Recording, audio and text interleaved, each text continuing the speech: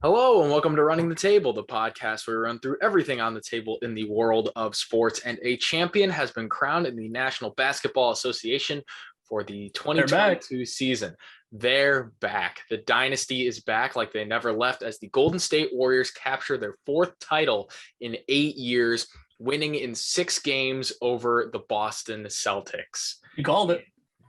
That I did. If you watched our series preview, we made our predictions. Tim, you predicted Golden State in 7. I predicted Golden State in 6. We both had the team, but I had the correct number of games. But we're here to recap Game 6 and the series as a whole. So, Tim, if you're ready to go, let's do it. Yeah, let's run it. One hell of a series. Absolutely. First, let's start with the series clincher Game 6 as Golden State won that game 103-90. In the early going, it looked like it was all Golden State as that lead just kept growing and growing and growing. Then in the third and fourth quarter, Boston comes storming back at least a little bit, makes it interesting, but Golden State is able to outlast the Celtics in the end and capture the title in Boston. Now, Boston was never out of it in that game in particular, just because the fans, they let the Warriors hear it all night long. But the Warriors going to give them a chance. Too good on offense, too good on defense. Bench depth was overwhelming. And Steph Curry, the man of the moment, emotions flooding over him at the end, captures that elusive finals MVP. Finally was able to wrap it up. Yeah. Punctuated by 34 points in the Game 6 clincher. It was You awesome. could tell he wanted it. He wanted it really bad. That is his 4th championship alongside Klay Thompson, Draymond Green, and Andre Iguodala. We thought they were dead. We thought they were done. The Warriors are very much alive, and the dynasty is reborn. But Tim, what did you see from this Game 6 first, and then the finals as a whole? Well, particularly from this Game 6, there's a couple things to look at that I noticed throughout the game, and then you look at the box score specifically. First of all, we've talked about it for the last couple of games, especially the last game where the Warriors were able to win it, to take that lead. I know exactly where you're going. The team that wins the fourth quarter wins the game. We've been talking about it. It seems like every single episode, and Game 6 was no exception. Yeah, and you're completely right. But what I was actually going to point to is the turnover battle. And that was what I was going to say next. The defensive battle that the Warriors took charge just completely annihilated the Boston Celtics in this game. I mean, we once again, we also talked about this as well. If Boston couldn't get to 100 points, you weren't going to beat the Warriors. And this was true again today. No matter how much they tried to fight back, they dug themselves in too deep of a hole. And in this one, what's that number, Tim? How many times did the Boston Celtics turn the ball over in Game 6? That would be a whopping 22 times. And that is really, really rough. And you can see why it's really hard to reach 100 points. Yeah. Tim, I'll stop you right there. The Boston Celtics turned the ball over 23 times. You know, different sources have different numbers, so I can't say I'm surprised. I did hear that number somewhere else, but they turned the ball over so many times it didn't matter, and they lost the game. Nobody can agree on how many times they turned it over. As a result of that and several other factors, it seemed like Boston was the team of destiny entering this NBA Finals with Jayson Tatum, Jaylen Brown. We had talked about just simply running out of gas. I think that definitely played a factor, as Golden State definitely looked like the more fresh team throughout the series. They looked like the more complete team, realistically. What it was is they were the more complete team and more consistent team. Boston had great flashes, and of course so did the Warriors. But when they came to backs up against the wall, Warriors just were able to pull a few more things out of the hat. And specifically, I mean, we highlighted it in the preview. Jayson Tatum really kind of fell flat this series. He was the one that really needed to come and in that finals debut, make that statement performance. And he just kind of got outclassed throughout the series in a lot of different ways, especially in the game deciding series deciding game. 13 points, 3 rebounds, 7 assists. Like, that's not a superstar stat line. And he needed a superstar performance in this game, and it just wasn't there. Oddly enough, who came really in clutch through the Celtics, he had been quiet for a past few, but the reason that the Celtics were able to steal game one was Al Horford. The third quarter was Al Horford time. He did pretty much nothing in the first half, and then he just hit fire in the third quarter. Ended up with 19 points and 14 rebounds. Yeah, so here's a number that's going to blow your mind. Everything. Let me just bring up a statistic about Al Horford in the NBA Finals that just blows your mind. How well do you think he shot from three?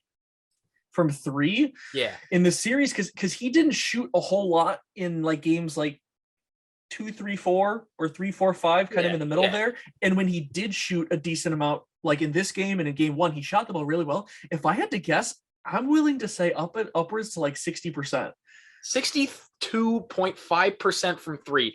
Because in this game he was 4 for 5. In game one he was than he did from the field. And Al Horford, it's like he remembered how to shoot the three ball, which I didn't know he knew how to do, but apparently he did. But back to Jayson Tatum for a minute. Like, we said that he needed to be that superstar player, and 21.5 points per game throughout the finals is certainly a good figure, but when you do that on 36% shooting percentage, it's the efficiency. Not efficient. You can get a good amount of points from the line. You can get it from just the volume of shots, but it's that he was also 65% from the line, which that's just not good, especially like for him and just any real guard in general. That's just not good. I mean, you talk about like that efficiency. But I think the real MVP for the Boston Celtics, Luke Cornett, 100% from the field and 100% from three. Hey, he knew his role. He came in. He did what he needed to do. They just didn't give him enough chances. No, I think the Boston Celtics need to play Luke Cornett a bit more, and maybe they win that championship. Maybe Ime Udoka. All jokes aside, though. All jokes aside, it definitely seemed like the more complete team won the finals. That's not to say that the Boston Celtics weren't a good team, because they were very much deserving to get to that point. It just wasn't their time this year. What they need to do, just get the band back together and run it back next year. They will learn a lot from this. Yes, they learned. I can definitely tell that they have learned a lot from this postseason run about who they are as a team, what they need to work on when it comes to like this big stage and whatnot. Because as we said, none of them had ever been here before. So they came, they put up one hell of a fight against a very complete team who had great defense as well as great offense. Not only great offense, but really unique offense to try to guard. And they really showed out. It was the consistency that really killed them, and that's the mark of truly great teams. Mm-hmm. You'll have teams that play really well, but it's how often can you do that, and when you hit that slump, how soon can you get out of it, and how well can you bounce back from that? Yeah, Tim. And another thing to note just about the Boston Celtics and winning in the National Basketball Association in general, this goes back to the 70s, 80s, and 90s, way before our time, where typically you had to lose and you had to learn a little bit before you went and won. Even Jordan's Bulls in the late 80s and like 1990, they had the Detroit Pistons to get over before they could win a championship, before they won their 6 of 8. It took quite a few years of really, first of all, learning those lessons, like that's figuring out what you really needed to improve at as a team, and just building the overall maturity and strength as a team to have what it takes to go out there and win. So I mean, and of course, once again, young core, very good guys. They will learn and they will be back there, no doubt. Yeah, they will absolutely be back. But now to change pace a little bit and talk about the NBA champions, the Golden State Warriors. Golden State Warriors. What is there to say about them that hasn't already been said? You know, you get knocked down. You finish with the worst record in the NBA 2 seasons 2019, ago. 2020 season. Yeah, the worst record in the league. And Steph had the quote after losing in the play-in game last year, if you don't want to see us next year. And he and the rest of the team came and backed it up. They came to this season with a vengeance, with something to prove, and they went out for the entire season and proved it. I think it was from the start of the year, they started like 18-2. They were like, we're here, we're back. And with the additions of some of those young guys, calling up Gary Payton II, getting Klay Thompson back, with the addition of Jordan Poole, they looked like a revitalized team, a completely new team, although with a lot of those similar characteristics. And one of the things that is we have no idea what they might look like as a truly healthy team next year. We have seen nothing out of James Wiseman for the last how many months? what is he going to provide for that team when he's truly that's back? another Because factor then you that provide most with people completely forget. He's just been completely forgotten because he's been out for so much time now. But if they can get him completely healthy, what kind of role is he going to have on that team? It'll be very exciting to see. But I personally am really happy for Steph to be able to get back over the hump, prove those guys wrong, finally get that elusive Finals MVP. And I mean, you saw immediately after the game how much it meant to him. He has put everything he's got into this team and into this into getting back to that point. And they proved it to everyone. They're back on top once again. Yeah, and now Tim, continuing on a conversation of Steph Curry and his 4th title and his Finals MVP. I know it's been asked on every sports talk show in everywhere in the country, but I'm going to ask you, what does this do to the legacy of Stephen Curry, and where would you rank him all time? You know, it's a really interesting question that obviously you say a lot of people have gone over, but I believe I want to say it was Shaq who made the comment that I think that resonated with me the most, in the fact of him getting this championship and getting that Finals MVP. I think truly cements him as top 10 because of just how much that this championship specifically proved to him as a player. Because a lot of people, they kind of nudge the 2 titles that they won with KD away because it's like, okay, Kevin Durant was the best player on that team. I hate to use the term Mickey Mouse, but as that's become a part of the cultural lexicon, people really more or less invalidate the titles for Steph Curry as a byproduct of an already stacked team being added, being supplanted and the by Kevin strength. Durant. But now that he's gone and it's Steph being the main focal point and him being the undisputed leader, Klay Thompson was not there the entire time. And the undisputed MVP was not there the postseason. entire time. Andrew Wiggins was new. Jordan Poole, it took him a while to They were not healthy for a lot of the year. No, they were not. And technically, as we just pointed out, they still weren't technically at full strength. They were just about as healthy as they've been for the majority of the season. But they got a deep roster, and as a team, this was their most unique team and their most different team. That the one truth in all of it, the one thing that stayed true was Steph Curry and his performances, his leadership that he brought to the table, game in and game out.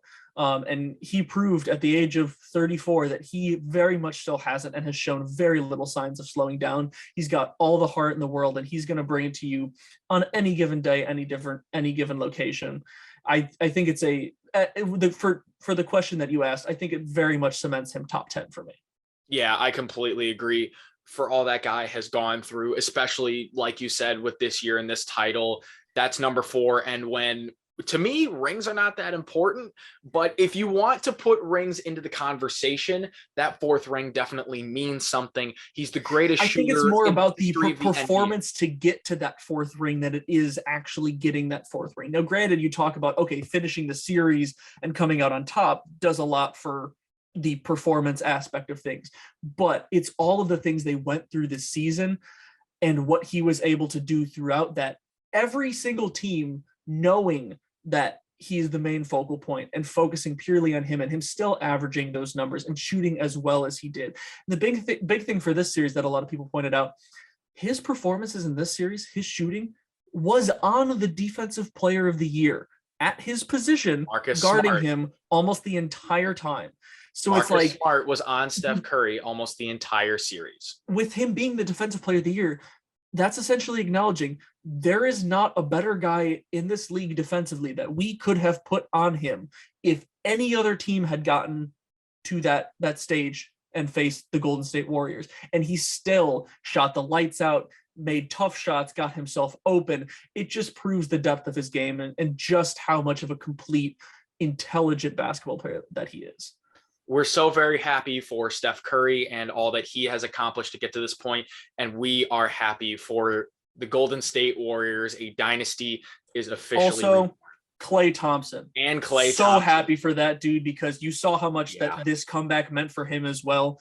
Hey, you can even toss Draymond in there, because you talk about Draymond's been everybody wrong, also, especially in this series, and his performance in the final game. I mean, 12 points, 12 rebounds, 8 assists, 2 of 5 from 3 even, shooting 50% from the floor. This was his best game of the series. He came into this game wanting to prove everyone wrong, knowing that they desperately wanted to close it in this game, and he put his best performance out on the floor of the entire series. So props to him and this entire team. Each one of those guys throughout this entire series had a specific role. They each had their good performances. They each had their iffy performances, but each and every game they came back out and fresh slate went right back at it. And you could tell they needed each one of those guys in this series to be able to overcome all the different challenges that the Boston Celtics posed to them. Yeah, and we can go on and on and on about the Warriors and everything they accomplished this season, but our recap can only go so long. And at the end of the day, all hail the Golden State Warriors, the new champions of back the on National top again Basketball Association.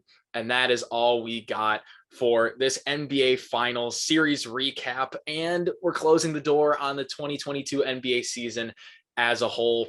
We didn't cover much of it, but we did cover the entirety of the NBA Finals. So you can watch each of our recaps for each of the games here on Running the Table.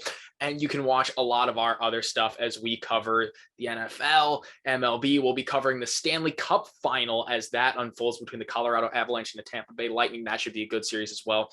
So if you like what we do, go watch some of our other stuff. But until next time, like and subscribe for more Running the Table content, and we out.